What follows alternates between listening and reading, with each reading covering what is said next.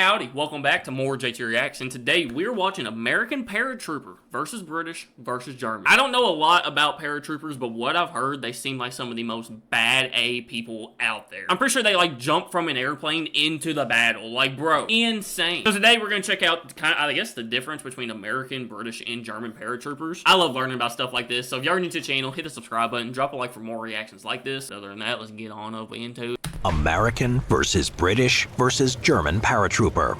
The Second World War was known for innovative tactics, perhaps. Dude, his voice, oh my, what is happening? I don't know why, but I want to like run through a wall right now for some reason. The most iconic being that of paratroopers, men who jumped from aircraft deep behind enemy lines to disrupt communications. Bro. Jumping from an airplane. Not like, you're not jumping from an airplane and landing in a safe place. No, you're jumping from an airplane, landing behind enemy lines, bro. Insane. Capture strategic objectives and cause havoc in the enemy's rear areas. Since airborne Causing havoc where? In their what? Forces were a new and experimental branch of service with no long-standing traditions. Each nation that deployed them developed doctrines and practices from whole cloth. Regardless of their nation, paratroopers were light infantrymen, fast-moving troops who could strike unexpectedly, relying on mobility and surprise rather than raw firepower. In spite of the differences in weapons, doctrine, or uniform, there was still one thing that all paratroopers shared, and that was an esprit de corps, an elite status that separated themselves from other soldiers. These men bro instantly broke into tears. Volunteered to leap from aircraft well behind enemy lines, without resupply, without support, and no avenue of retreat. Whether they were British, American, or German, a paratrooper represented the elite, men who were braver, more daring, and more skilled than any other soldier. This dude's voice telling me about this makes me want to go be a paratrooper, bro. Training would be tougher than conventional infantry, which fostered a sense of superiority. According to the 10 Commandments of the Fallschirmjäger, or German paratroops, the first commandment reads, quote, "You are the elite of the Wehrmacht. For you, combat shall be fulfillment. You shall seek it out and train yourself to stand any test." End quote. Echoing this sentiment was Staff Sergeant Robert Rader of the 506th Parachute Infantry Regiment, 101st Airborne Division, who said, quote, "The desire to be better than the other guy took hold." End quote. Counterintuitively, even though their missions were more dangerous, they felt safer knowing that the man next to him was not a desperate conscript, but a highly trained and motivated warrior who was more capable of pulling his own weight. Yeah, knowing you have other dudes that have been through just as much, if not more, training and experience as you, it would make you kind of be like, alright, listen, I got this dude next to me, I'm gonna be alright, you know? Though they all shared this common trait, there were differences between German, British, and American paratroopers. Before a paratrooper could fight, they had to reach the drop zone, and more specifically, reach the ground safely. German, British, and American paratroopers all utilized parachutes which operated from a static line. As the trooper exited the aircraft, a line would be connected between the trooper and the aircraft, which would then become taut due to the weight of the trooper, deploying the parachute automatically. At no point would a paratrooper be in freefall. The parachutes used would be circular, with limited ability to maneuver. This was done deliberately to prevent the paratroopers from scattering and hopefully landing in a cohesive group. There were some differences, however. The German Fallschirmjäger's harness was attached at a single point in the center of the back, compared to the British and American harness, which was connected to the parachute with 2 points at the shoulder. This meant that the German paratrooper would exit the aircraft, usually a Junkers Ju-52, head first, and would eventually land on his hands and feet, or more specifically, knees, into a forward roll. Bro, what? They had him jumping head first out of the airplane? Oh goodness. Because of this, knee pads made from leather or thick canvas were a standard part of the Fallschirmjäger's gear. The German method allowed the paratroopers to drop at lower altitudes, which meant that they spent less time in the vulnerable position of floating to the ground compared to their Allied counterparts. The downside to this method of descent and subsequent landing was the German paratrooper was unable to carry any weapons while he dropped, except for a pistol, a gravity knife, and some grenades. What? Bro just jumped from an airplane, landed behind enemy lines and all he has is a pistol and some grenades? Huh? This is mostly due to the landing, which required the paratrooper to perform a roll, and something like a large rifle could become tangled in the parachute lines or cause injury. More substantial weapons such as rifles and submachine guns and other supplies would be dropped separately in special containers.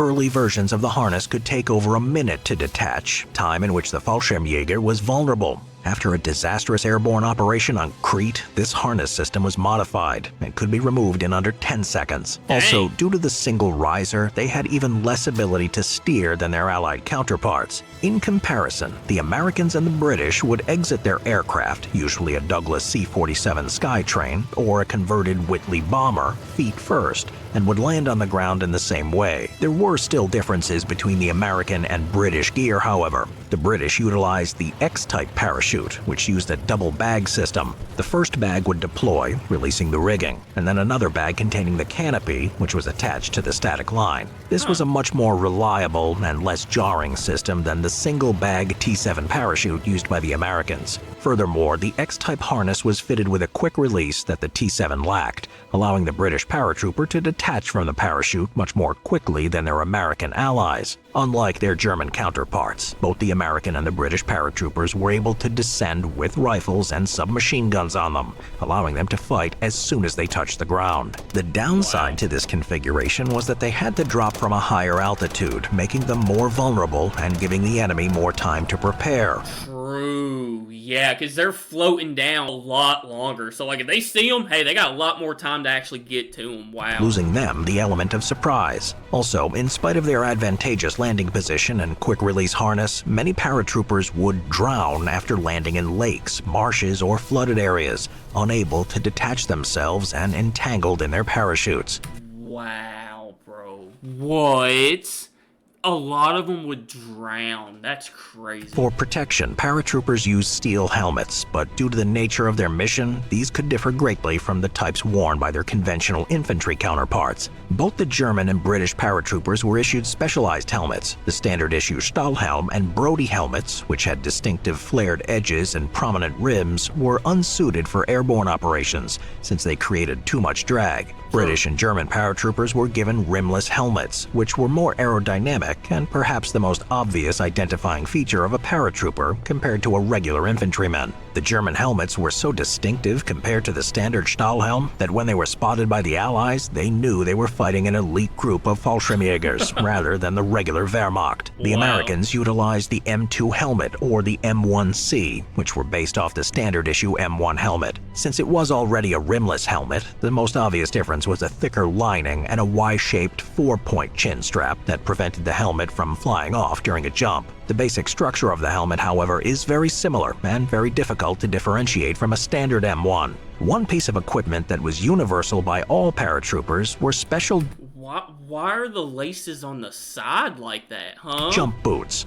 Though the exact design did vary from nation to nation, they were all calf length, much longer than a standard infantryman's boot. This was done to support the ankle, preventing injury after the impact of a jump, and the process of blousing or tucking pant legs into the boots to keep them from flapping around during a jump became a symbol of being jump qualified. Bro, just imagine. The dude, your boss, walks up to you, he's like, hey, you're going to this battle. You're like, alright, cool, whatever, I knew this time would come. He's like, but you gotta jump from an airplane with just a couple other dudes behind enemy lines. And you're in there. I feel like there's a difference between, alright, I got hundreds if not thousands of other dudes walking to this battle with me. I'm cool. No, I got about 10 dudes. We're gonna jump from this airplane, land in the battle, in the middle of all the enemies already, and just get to it. Bro, cojones of steel, let me tell you. Not even steel, diamond cojones is what these dudes had. Even today, American soldiers who are parachute qualified referred to non-qualified soldiers as legs, which is short for straight legs, or those who aren't jump qualified. Since paratroopers are essentially light infantry, they carried the same weapons as their nation's regular infantry, such as the Germans using the Mauser 98K and MP40. The British paratroopers used the Lee Enfield and Sten gun, though the 1st Airborne Division did have first access to the so-called Jungle Carbine, the Lee Enfield rifle No. 5 Mark I, a shortened version of the No. 4 Lee Enfield. And They just pulled that out of their inventory. What? paratroopers had their own version of the Sten, the Mark V, which had a wooden stock,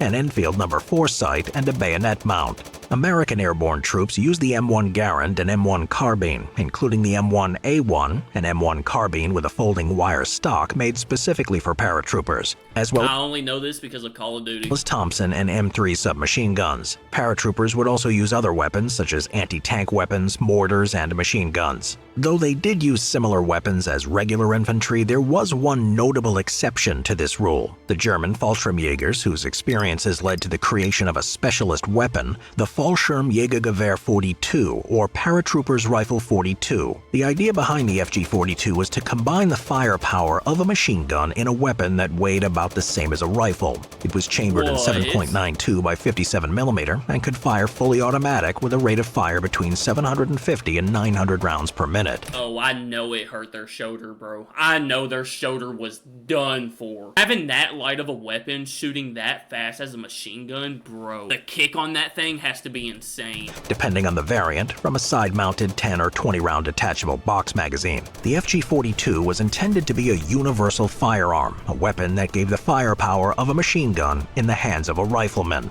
It was only produced in limited numbers, since the workings were complex, making manufacture difficult. It also had a prodigious muzzle climb, making it inaccurate. Still, the lessons learned during its limited deployment led to the creation of modern assault rifles. After the war ended, nations continued to use paratroopers, though after the advent of reliable helicopter transport, the idea of drifting to the ground, suspended under a silk canopy, became outdated. Still, True. Yeah, because then with helicopters, they can get a little bit lower and you can just like rope down, but still, you're flying in behind enemy lines, bro. Insane. their exploits are studied to this day by infantry, special forces, or any other unit that's a cut above the rest. No matter which nation they fought for, they represented the elite of the infantry and will remain an iconic symbol of a very specific era in military history. Wow. Dude, like, it's no knock to anybody that's in the military, whether you're a paratrooper, just infantry, whatever you are, you're still in the military, and that still takes a lot of courage. But just the thought of having to jump from an airplane behind enemy lines, like, that's just a different type of battle, you know? But dude, that is so cool. That is so cool. Paratroopers are insane, bro. Wow. But alright, guys, that is going to do it for today's reaction. Y'all let me know what y'all think down in the comments. If y'all want to see more reactions like this, let me know by hitting that like button. I appreciate you guys so much. Thank you guys so much for watching, and I will see y'all tomorrow.